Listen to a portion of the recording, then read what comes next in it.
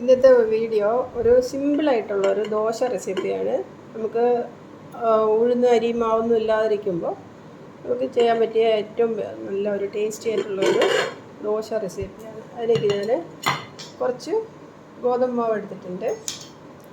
ഗോതമ്പ് മാവും മറ്റ് ഐറ്റംസ് എല്ലാം നമുക്കിപ്പോൾ നമ്മുടെ വീട്ടിൽ എത്രയാണോ ആവശ്യം അതിനനുസരിച്ച് നമുക്ക് എടുക്കാം. നല്ല ടേസ്റ്റാണിത്. നമുക്ക് കൂട്ടാനില്ലാതെയും കഴിക്കാം, കൂട്ടാൻ എന്തെങ്കിലും വെച്ചും നമുക്കിത് കഴിക്കാൻ പറ്റും. അതിനൊക്കെ വേണ്ടി ഞാൻ ഇപ്പോൾ ഉള്ളിയൊക്കെ നമുക്ക് എത്ര മാവാണോ ക്വാണ്ടിറ്റി അതിൻ്റെ അനുസരിച്ച് ഇട്ടാൽ മതി. ഞാൻ ഒരു വലിയ ഉള്ളി ഒരെണ്ണം എടുത്തിട്ടുണ്ട്, നല്ല പൊടിപ്പൊടിയായിട്ട് അരിഞ്ഞതാണ്. പിന്നെ ഒരു 2 പച്ചമുളക് എരിവനുസരിച്ച് നമ്മൾ ഇടേണ്ടി വരും. ഒരു ചെറിയ പീസ്, ഒരു ആ ടേസ്റ്റിന് വേണ്ടി മാത്രം ചെറിയ പീസ് ഒരു ഇഞ്ചി ചെറുതായിട്ട് അരിഞ്ഞത്, പിന്നെ കുറച്ച് കൊത്തമല്ലി. ഇതിൻ്റെ കൂടെ കറിവേപ്പില ഉണ്ടെങ്കിൽ അത് ഇടാം. എൻ്റെ അടുത്ത് നല്ല പച്ച കറിവേപ്പിലയില്ല, ഉണങ്ങിയതുള്ളൂ. അപ്പോൾ കറിവേപ്പില ഇട്ടാൽ കുറച്ചും കൂടെ ടേസ്റ്റ് ഉണ്ടാകും. ഇനി ഇതിലേക്ക് നമുക്ക് ആവശ്യത്തിനുള്ള ഉപ്പിടാം.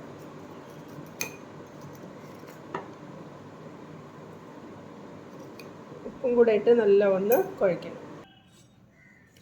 ഫസ്റ്റ് നമ്മൾ കുറച്ച് വെള്ളം ഒഴിച്ച് ഒന്ന് അതിന് ആ കട്ടകളെല്ലാം ഒന്ന് ഉടച്ചതിന് ശേഷം ഈ ഉള്ളിയും, വലിയ ഉള്ളി ഇടാം, ചെറിയ ഉള്ളി ഇടാം. ഞാനിപ്പോൾ വലുതാണ് എടുത്തത്. ചെറിയ ഉള്ളി ഇട്ടാൽ കുറച്ചും കൂടെ ടേസ്റ്റ് ഉണ്ടാവും. നമുക്കതിൽ അത് തോലെടുത്ത് അത് അരിഞ്ഞ് അതിട്ടാൽ നന്നായിട്ടാവും. ബാക്കി വെള്ളം കൂടെ ഒഴിച്ച് ഇത് കുറച്ച് തിക്നെസ് കുറച്ച് വേണം. നല്ല ലൈറ്റായിട്ട് നല്ല വെള്ളം കുറച്ച് അധികം ഒഴിച്ച് കലക്കണം. അപ്പോഴേ അത് ഇല്ലയെന്നുണ്ടെങ്കിൽ അറിയാമായിരിക്കും, അത് അല്ലാന്നുണ്ടെങ്കിൽ ദോശക്കല്ലിലത് ചുരുണ്ട് വരും. അതുകൊണ്ട് കുറച്ച് അധികം വെള്ളം ഒഴിച്ച് നമുക്കിത് കലക്കിയെടുക്കാം. ഇങ്ങനത്തെ സ്പാച്ചില വെച്ച് നമ്മൾ കേക്കിൻ്റെ ബാറ്ററെല്ലാം തയ്യാറാക്കില്ലേ, ഇത് വെച്ചിട്ട് നമ്മൾ ചെയ്യുമ്പോൾ ഈ വിസ്ക് വെച്ചിട്ട് ചെയ്യുമ്പോൾ നല്ല മാവെല്ലാം കട്ടാവാതെ കിട്ടും. വേണമെങ്കിൽ ഇതിൽ ഒരു അല്പം മഞ്ഞൾപ്പൊടി ഇടാം കളറിന് വേണ്ടിയിട്ട്. ഞാനത് ചേർക്കണില്ല. ഇനിയും കുറച്ചും കൂടെ വെള്ളം നമുക്ക് ഒഴിക്കാം.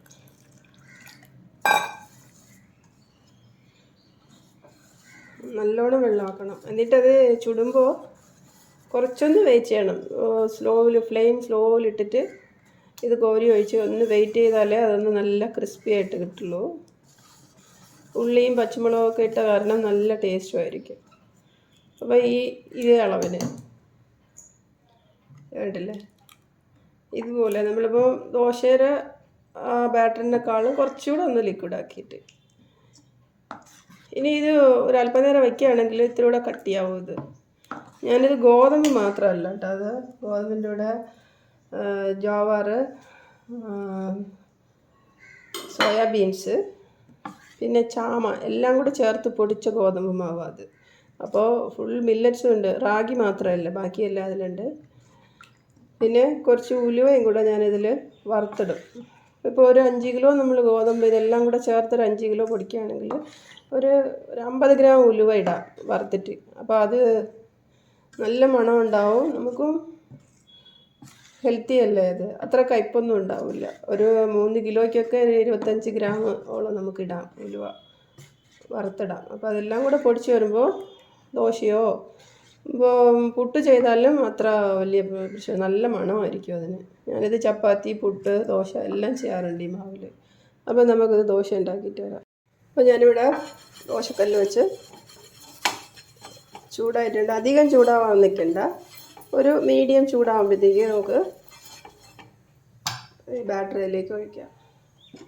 നല്ല റൗണ്ടായിട്ടൊന്നും വരില്ല, കാരണം ഇതിൽ ഈ കൊത്തമല്ലി, ഉള്ളിയൊക്കെ ഉണ്ടല്ലോ. അപ്പോൾ അത് നമുക്കത് ചുറ്റിക്കാനും കഷ്ടമുണ്ടാവും. അപ്പോൾ കുറച്ച് വെള്ളമായിട്ട് നമ്മൾ ഇത് ചെയ്താൽ, കലക്കി വെച്ചാൽ ഇതുപോലെ നമുക്ക് ചുട്ടെടുക്കാൻ പറ്റും. എന്നിട്ട് കുറച്ച് നല്ലെണ്ണ ആവശ്യമാണെങ്കിൽ ഉപയോഗിക്കാം, ഇല്ലാന്നുണ്ടെങ്കിൽ വേണ്ട. അപ്പോൾ ഇതൊന്ന് മൂടി വെക്കണം. അപ്പോൾ അത് കുറച്ചൊന്ന് വെന്ത് കിട്ടും. വെള്ളമല്ലേ, വേഗം ഇതാവില്ല. അതുകൊണ്ട് ആ പുറം ഒന്ന് വേകാൻ വേണ്ടിയിട്ട് ഒരു 2 മിനിറ്റ് മൂടി വെച്ചിട്ട് അതെടുത്ത് നമുക്ക് തിരിച്ചിടാം. ഇത് വേകാൻ വേണ്ടിയിട്ട് കുറച്ച് ഫ്ലെയിം സ്ലോയിൽ വേണം ഇടാനായിട്ടില്ല എന്നുണ്ടെങ്കിൽ അടി കരിഞ്ഞു പോകും, മേലെ വേവുമില്ല. അപ്പോൾ നല്ല സ്ലോയിൽ വേണം ചുട്ടെടുക്കാൻ. ഇപ്പോൾ ഒരു സൈഡ് ഒരു അളവിലൊന്ന് വെന്തിട്ടുണ്ട്. അത് കരിഞ്ഞില്ലെന്ന് അറിയാൻ പറ്റില്ല നമുക്ക്. അപ്പോൾ ഫസ്റ്റ് നമുക്കൊന്ന് തിരിച്ചിട്ട് നോക്കാം. ഇന്നും കുറച്ചുകൂടെ പൊരിയേണ്ടതുണ്ട്. ഇതുപോലെ നമുക്ക് 2-3 എണ്ണം കൊണ്ട് ചുട്ടെടുക്കാം.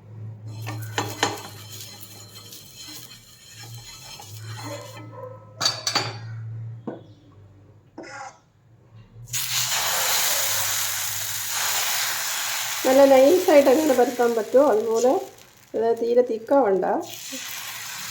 തിക്കായാലത് ടേസ്റ്റ് കുറയും. അപ്പോൾ ഇത് ഉള്ളി പച്ചമുളകൊക്കെ ഇട്ട കാരണം നല്ല മണമാണ് ഈ ദോശ ചുട്ടെടുക്കുമ്പോൾ.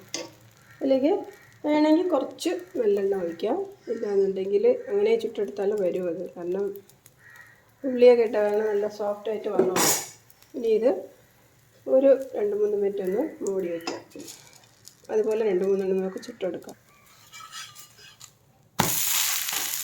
ഇതുപോലെ നമുക്ക് എല്ലാം മൊരിഞ്ഞ് കിട്ടും. ഒന്ന് വെയിറ്റ് ചെയ്യണം, ഒരുപാട് നേരം. നല്ല ഒന്ന് ടേസ്റ്റി ആയിട്ട് കിട്ടണമെങ്കിൽ നമ്മൾ ഇപ്പോൾ ഫ്ലെയിം സ്ലോയിൽ തന്നെ വെച്ച് ചെയ്യാം.